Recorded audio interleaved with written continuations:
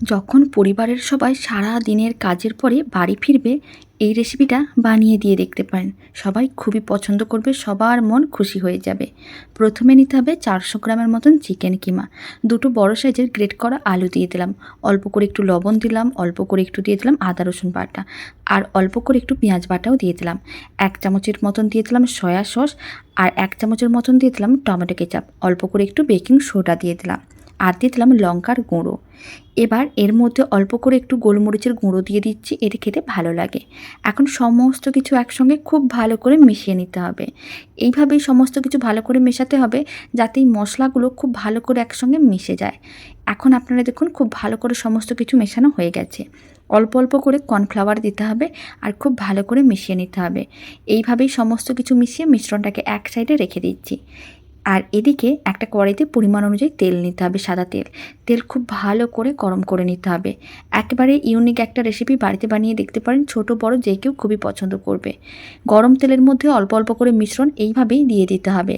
আর এইভাবে একটু গোল করে দিচ্ছি, তাহলে দেখতে ভালো লাগবে। একটু বড় করেও দিচ্ছি, আপনি তাহলে ছোট বড় যেরকমই মনে হবে সেইভাবেই দিতে পারেন।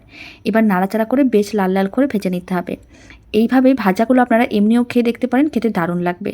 তবে আমি একেবারে ইউনিক একটা রেসিপি দেখাচ্ছি, বাড়িতে একবার হলেও বানিয়ে দেখুন, সবাই পছন্দ করবে। সমস্ত বড়াগুলো ভেজে নেওয়ার পরে বাকি তেলটা তুলে নিয়েছিলাম, আর অল্প করে তেল কড়াইয়ের মধ্যে রেখে দিয়েছি। এখন দিয়ে দিলাম পেঁয়াজ রসুনের বাটা, আর দিয়ে দিলাম আদা বাটা, অল্প করে একটু দিয়ে দিলাম লঙ্কার গুঁড়ো। সমস্ত কিছুই একসঙ্গে ভালো করে মিশিয়ে নিতে হবে, তারপর একটু নাড়াচাড়া করে নিতে হবে। যখন মশলাগুলো হালকা ভাজা হয়ে আসবে, তখন এর মধ্যে দিয়ে দিতে হবে অল্প করে একটু নুডলসের মশলা, আর দিয়ে দিতে হবে অল্প করে একটু গোলমরিচের গুঁড়ো, আপনি চাইলে কুচনো কাঁচা লঙ্কাও দিতে পারেন। আর আমি দিয়ে দিলাম স্বাদ অনুযায়ী লবণ, অল্প করে একটু চিনি, খুব বেশি না, একেবারে সামান্য পরিমাণ দিতে হবে। সমস্ত কিছু আবারও ভালো করে মিশিয়ে মশলা ভেজে নিতে হবে। তারপরে দিয়ে দিতে হবে 1 চামচের মতন সয়া সস, 2 চামচের মতন টমেটো কেচাপ। একইভাবে আবারও মিডিয়াম টু হাই ফ্লেমে নাড়াচাড়া করে সমস্ত কিছু মিশিয়ে নিতে হবে। আর দিয়ে দিতে হবে ভেজে রাখা পকোড়াগুলো। এখন সমস্ত পকোড়াগুলোকে একসঙ্গে ভালো করে মিশিয়ে নিতে হবে। 2 মিনিটের মতন এইভাবে নাড়াচাড়া করে নেওয়ার পরে রেডি করে রাখা রাইস আমি দিয়ে দিচ্ছি।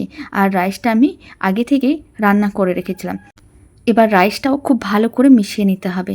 আর এইভাবে একবার রেসিপিটা বাড়িতে বানিয়ে দেখুন, খেতে এতটাই ভালো লাগবে। ফ্রাইড রাইস আর চিলি চিকেনের কম্বো একসঙ্গেই হয়ে যাবে।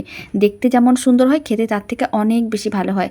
বাড়িতে বানালে কমেন্ট বক্সে জানাতে একেবারেই ভুলবেন না খেয়ে আপনাদের কেমন লাগলো।